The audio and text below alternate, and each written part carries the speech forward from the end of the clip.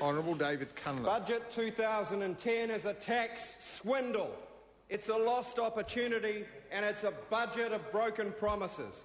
It rewards the wealthiest and it swindles the middle class by gobbling up their small change with their highest rampant inflation in 20 years.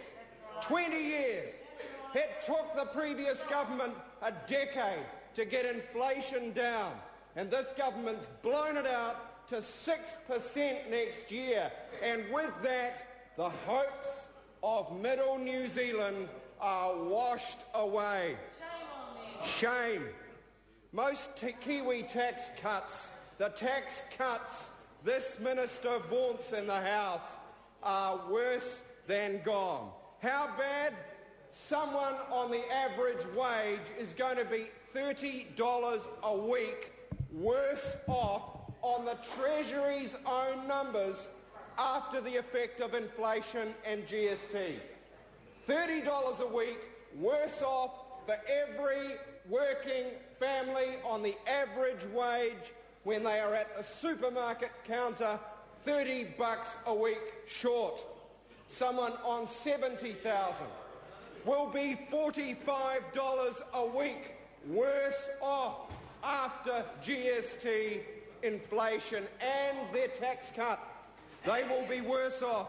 New Zealanders going backwards. And it gets worse, Mr. Speaker, because these tax cuts are unfair. There is a group who are going to be better off.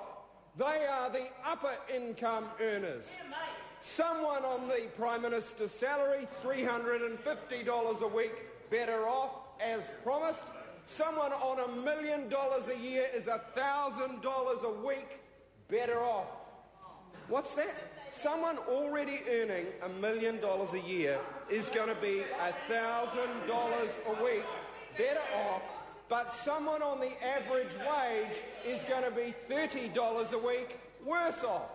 What is fair about that, Mr. Speaker? New Zealanders will vote against that package in next year's election, and that will be a record one-term government for the National Party this year. They have broken their promise, Mr. Speaker, to be revenue neutral. There is a $450 million fiscal hole in the budget next year as a result of this tax bill. They are borrowing nearly $500 million extra to fund the tax cuts for the millionaires who back the National Party. They are borrowing the public's money to fund their mates.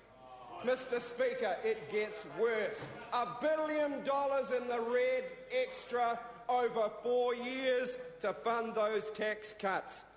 Sir, they promised that they would return to pre-funding superannuation when the economy went back to surplus. Remember John Key, colleagues, who said, "I would rather resign than break the promise to elderly New Zealanders."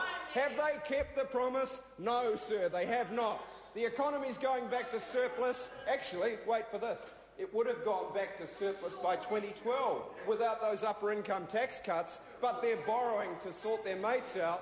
It's going back at 2016. When is super pre-funding coming back? Not till 2019. A decade of deferrals, Mr. Speaker, wrecking the chances of New Zealanders to feel secure in their retirement. What about health?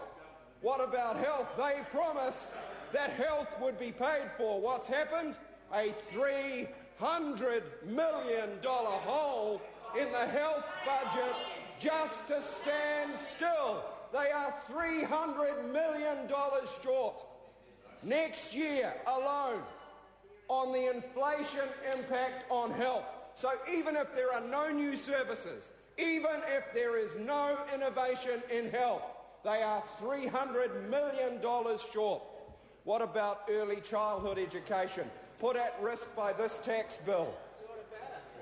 $25 a week per child out of the pockets of ordinary New Zealand families. $25 a week per child, $100 million a year swindle off New Zealand families. And they say this is a budget for all New Zealanders. We say this is a budget of broken promises. This is not a tax switch, it's a tax swindle. This is not a budget that rebalances the economy. Let's look at that part of it. The Minister said he would address the bias towards property investment. What has he actually managed to do? Well, I guess the Chief Whip's got 15 rental properties. He probably had a quiet word in the corridor. They only took half the depreciation write-down on rental properties. What they did do was they took away the short life depreciation allowance on high technology that will cut innovation. They failed to ring-fence property losses. So anybody who's got a portfolio like Mr. Tremaine can write off his costs against his personal income and make a whopping great tax loss. And that is wrong. That is wrong. They should have at least touched ring fencing. They did not. They did not have the bottle. They did not have the nerve. They rolled over in front of the Property Council and they only got $600 million a year.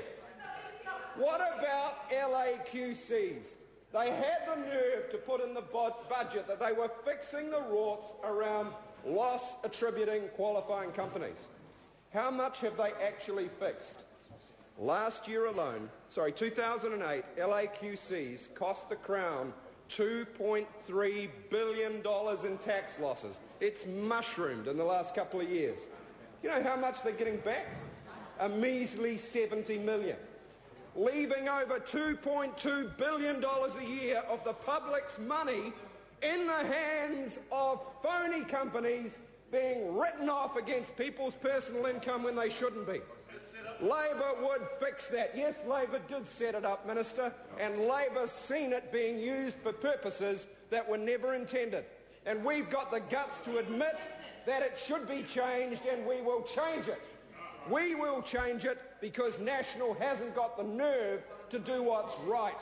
National, hear this. You can't make an omelette without breaking eggs, and you can't fix the property imbalance without putting a few property speculators on the wrong side of the ballot box. So have the nerve, front up and do the job. Mr. Speaker, this was supposed to be a budget for the many. It's quite obviously a budget for the few. It was supposed to be a budget for middle New Zealand, but they find their incomes going down once rampant mega inflation from that Minister of Finance hits them in the wallet. It was not supposed to be a budget that made our elderly, our sick, our frail and our children worse off to pay for the tax cuts for the rich. But that's what it's done, Mr. Speaker. And this opposition is going to fight this budget all the way to the ballot box because we know that New Zealanders can tell the difference. We know New Zealanders have got a sense of fairness and a sense of decency, and they know that when an average earner is $30 a week worse off and a millionaire is $1,000 a week better off, something's wrong, Mr. Speaker. Something's wrong. Something is not right in the state of New Zealand. And do you know what it is, Mr. Speaker? It's the current government, Mr. Speaker. But fortunately for New Zealanders, that is a problem which can relatively easily be fixed. Mr. Speaker, summing up, this is not a tax switch. This is a tax swindle. Headline numbers pretend people are better off, but the Treasury documents calculated that with a 2% inflation rate, while the actual inflation rate that's in the rest of the budget is 5.9%. And that's why average income earners are worse off. Mr. Speaker, that is in the budget documents, Mr. Joyce.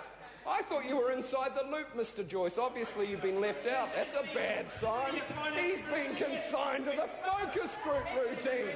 He's been consigned to reading the focus groups. John Key only rings him after a Tuhoi moment, but not to prepare for the budget. He probably won't ring him at all now after the trouble that Mr. Joyce caused over Tuhoi. That was a bad Sunday afternoon phone call, Mr. Order. Joyce. I guess you'll regret that.